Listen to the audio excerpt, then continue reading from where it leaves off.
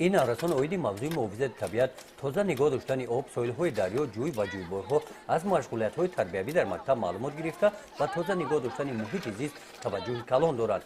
همین است که در همه چهاربینی‌ها بخشیده به این موضوع فاءولانه شرکت می‌نمایند. این نوبت اشتراکی اکسیای تازگی ساحل می‌باشند. аксияхои тозагии соҳил рузхои баҳорӣ бо давлати шӯъбаи ҳифзи мухити зисти ноҳияи восеъ гузаронида шуда тавассути ҳамин чорабинӣ иштирокчиёни он наврасони ҷавонон шафати ҷойборҳои роҳи мошингард соҳили каналҳои дохили шаҳракро аз партовҳо тоза намуданд.